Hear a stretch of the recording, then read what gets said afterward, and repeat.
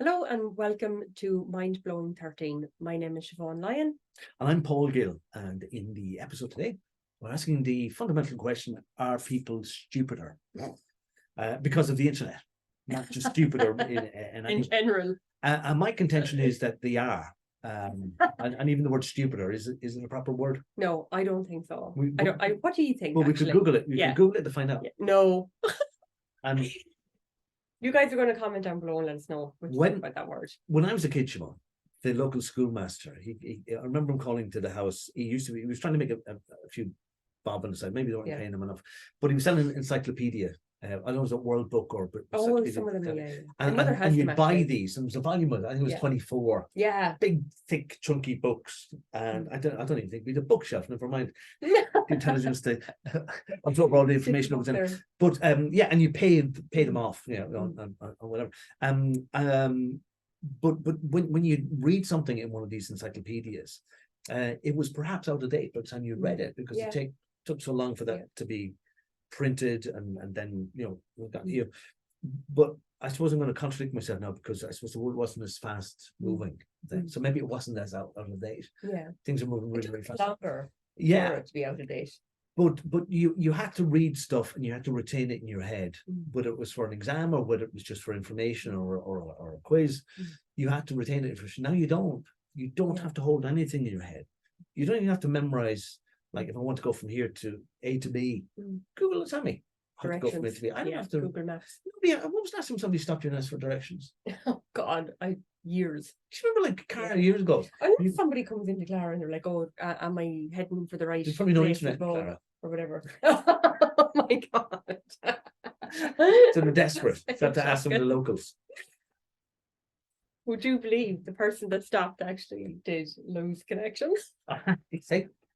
That's why they weren't interested in interacting or talking with the locals at all. They just wanted the information. So you became their Google momentarily. I became Google. And just as well you knew. Maps.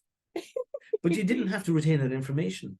And I do contend that people are stupider because they don't need to process the information either.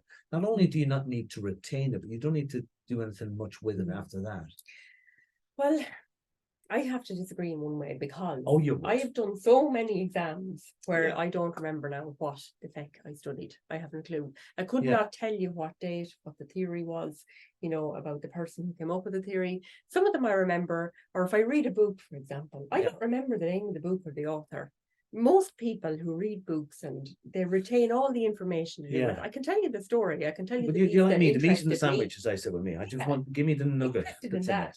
No, and I remember it. Yeah. But not the finer details. No. So I think if I look something up on Google, it's the same.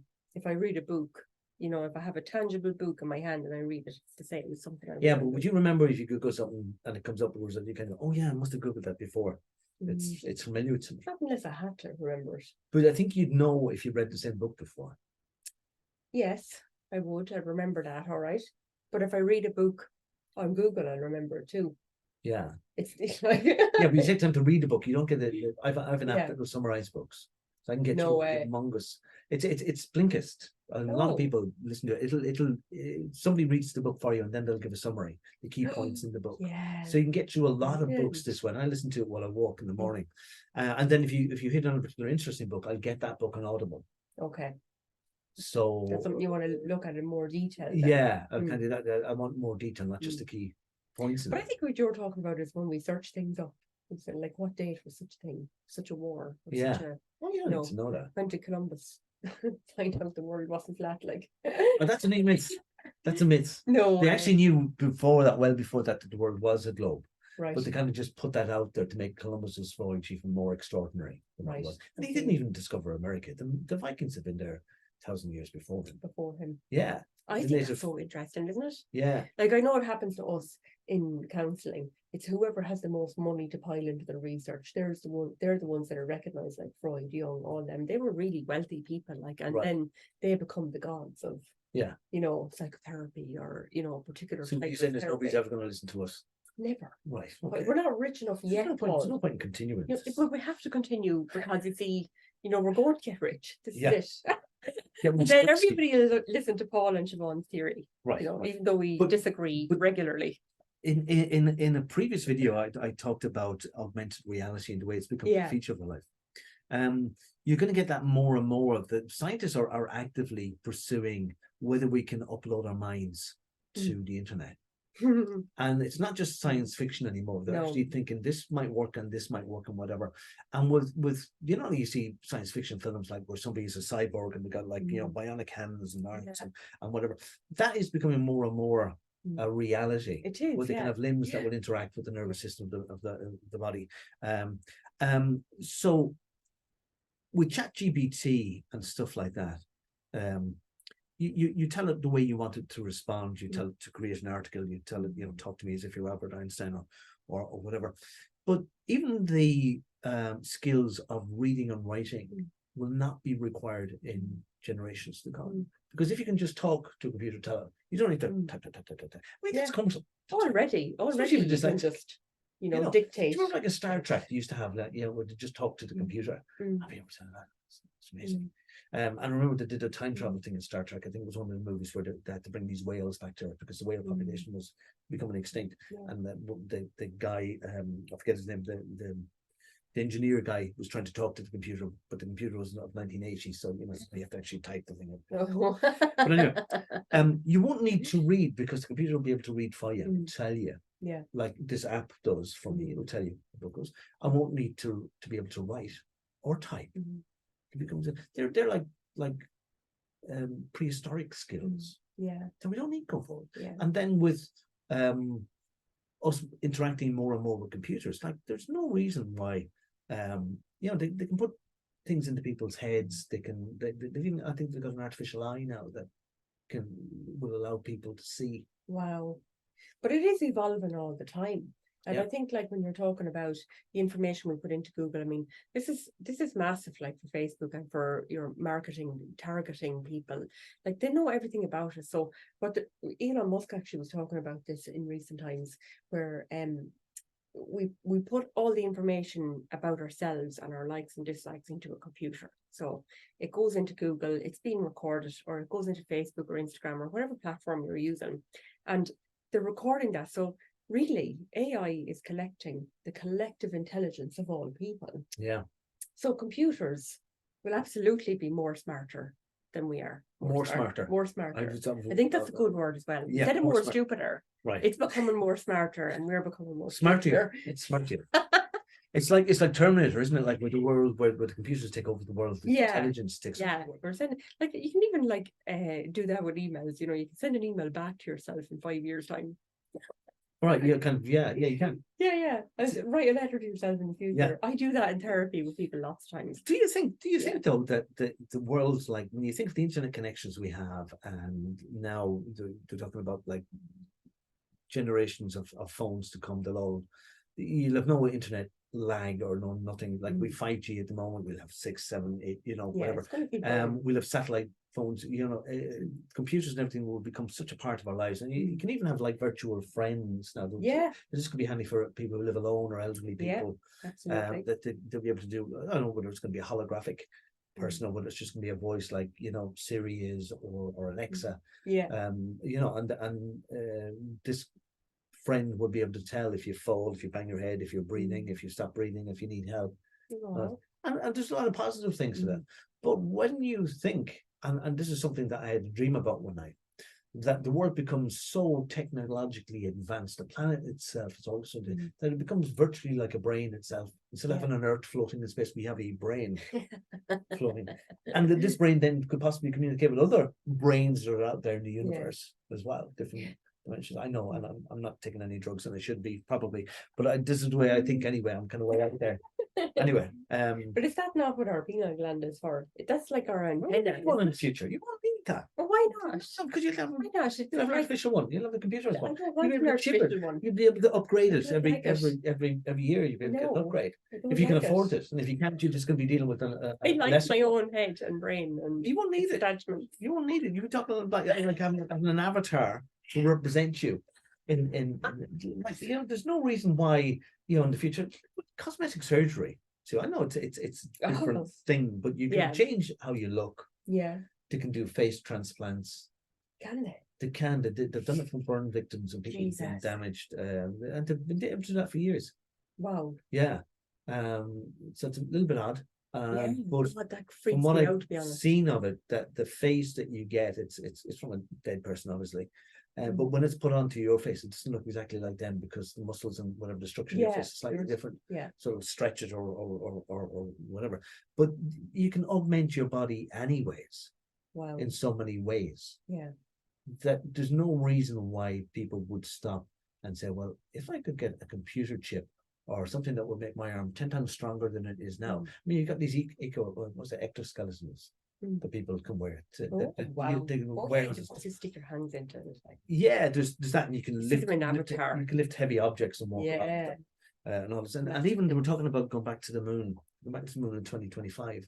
Okay. And one scientist I was listening to was talking about that to be able to build bases, and they were saying, well, you're going to have to get a lot of people. And we said, no, we just send the robots and we'll be able to control them here from Earth. Yeah. Virtually to get the robots to do things. So you won't need a big population to build a civilization on the moon. Wow. So I think as we go on, if computers continue to evolve, and there's a stat saying, I think that we increase our computing power, we double it every 18 months or something like that. Okay. So if we continue to compound, we will get to a stage where these computers will cop on that we don't need them humans. They're annoying us. They're a blight. But I think that's where we get confused. You know, humans are not emotions. Are not humans. The computers are not emotions. You need a reboot. Switch yourself off there. I do think, like, you know, that's us thinking though emotionally about computers and how we're using them or abusing them or whatever we're doing. It's not like an animal, you know what I mean? But you know the Turing test. It's not going to bite you. You know the Alan Turing test. It's called for him. Alan Turing is supposed he's like the father of computers. He didn't single-handedly create computers, but he kind of is a big responsibility. But they do this test where the test is designed that can somebody tell if they're talking to a computer or a real person. Okay. And so far no computer has passed it, but some of them getting dangerously close. Yeah. Because they can program a computer to act as if it's got emotion. Yeah, and to respond in such a way. Yeah. But yeah, man, that's from us putting that intel into them all the time. Yeah. You know, don't we do that to our kids? Of course we do, yeah. We program them. Yeah. So they're like they're like human computers, biological computers, and that's another thing.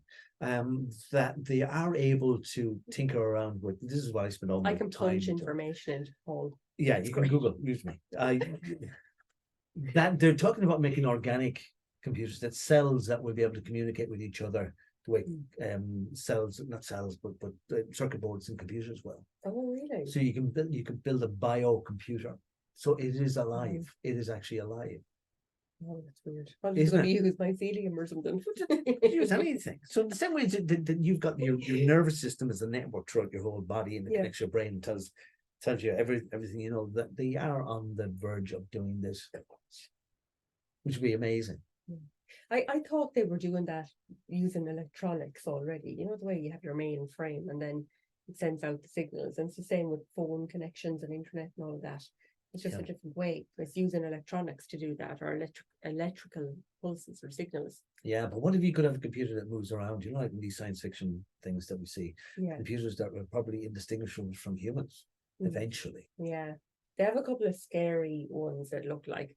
I seen an interview Tony Robbins did with this computer robot, like woman, what was her name, Sue or something like that, or I can't remember her name anyways, but she's very lifelike. You know, if half her head wasn't missing and you could see all the computer stuff, you know, she's very good. Yeah. It's mad. And again, these have their place. They can be companions for people. Yeah. There is a certain danger to it. I think a lot of people are really scared about the advancement of AI, for sure. Yeah. Like, I think we're worried as human beings that they're going to take over the world, because we've seen so many films where that happens, isn't it? Like, you watch The Matrix, for example, and computers take over the world, you know, and use us because... they have already taken over the world. We're just finding out about it. We're actually not real at all. We're not human. Yeah, we're robots. We're virtual. It's very robotic, actually. Yeah, it can be.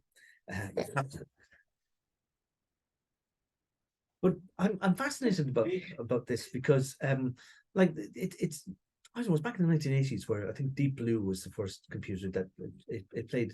It beat the chess champion, or whatever, Gary Kasparov, or whoever it was back then. Oh. The computer beat him because the computer had available to it every single possible move that it could make in response to what he was doing. He didn't, as a human being, he would just think, I don't know, I feel this might be the right way to go. And he could be right, could be wrong, but the computer was never going to make a mistake. Yeah. So when you kind of think, well, computers can think better than humans, then you're going to defer to them all the time. Yeah. Like, you know, I was going to say with Google Maps, you kind of go, I'm not going that way. Well, I do, because I've fallen out with my sat nav. It's a worse sense of direction than I have. Really? Yeah. Oh my God, you need to update it. It doesn't, it just, anyway. Yeah, sometimes it'll bring me off out somewhere. I was driving back from Cork one time, and I was short on fuel. Oh, no. And I kind of go, hey Siri, bring me to the nearest service station. So Siri goes, oh, yeah, this is what I found. And it brings me off this road, and I'm kind of on a smaller road. I was like, oh, place up a service station. It's a pretty small road. And then the road gets smaller too. It's a laneway and there's grass in the middle. I'm thinking, I'm not going to be a service station up here. I'm kind of going, the lights on, I'm running really low. Right, but if I go back now, I don't know where I'm going to go back to. But the central services here, I pull into somebody's yard, literally a yard, and on the shed door there's written services, toilet, coffee, and tea. It was a start where you could hike off up into a mountain somewhere, and it fulfilled the brief, services. So when I asked Siri, bring me to the nearest service station, she hadn't the intelligence to realize actually I want petrol, not to your coffee or a loo. Yeah. And then when I was coming back, I was thinking, I'm just kind of coasting along here. I kind of thought, I need to get to the nearest petrol station now. She started bringing up hair care products. And I'm getting really annoyed. Really annoyed, because the last thing I need is hair. Well, I probably do need it. But in that moment, I needed petrol. But by and large, I mean, I should have probably stopped and rolled on the window and asked somebody for the nearest service station. And they would have known what I meant. Yeah. But by and large, we're going to defer to computers because we think that they're more intelligent than us because they have available to them. And with the internet, they literally do have available to them all the knowledge that they need. Yeah, there's loads there. It has evolved so much in the last 15 years. It's amazing. Yeah. And if it doubles its computing power every 18 months, I mean, wow, where's the limit? We don't double our capacity every 18 months or 18 years or even like so we're getting left behind. We are going to get left behind, and it's the logical conclusion to come to that computers will realize we don't need these people. Well, why would they come to that conclusion though? They'll probably have us as playthings or pets. Oh, Jesus Christ. They'll farm us. And we'll be exhibits. They'll kind of bring along other computers and kind of look at them. They're human beings. They used to populate the energy. They're like dinosaurs, like batteries in the matrix. Yeah, but we'll be oddities, and we are oddities, and we're not actually needed. I mean, we're archaic. Like, you know, even like getting a pen with ink in it to write down on a piece of paper. That's so old. It really is like sending a letter instead of an email. So as computers are able to convince, you know, quantum computers are able to think in ways that even modern computers don't think. It's a funny thing, isn't it? Yeah, it's not so much that they're faster, but they just think in different ways. Yeah. They're evolving so fast. They're going to be way, way, way ahead of us. There's no hope. I'm on that pessimistic note. Absolutely shocking altogether. I can't. Computers are not going to take over the world. You know, Paul is gone off on a little rant. It's okay. You know, he'll come back down to earth in a few minutes. I don't think I was ever on earth. No, you definitely aren't. Okay, like, share, download, subscribe, do whatever you like. We'll talk to you in the next podcast. All right, guys, take care. Bye.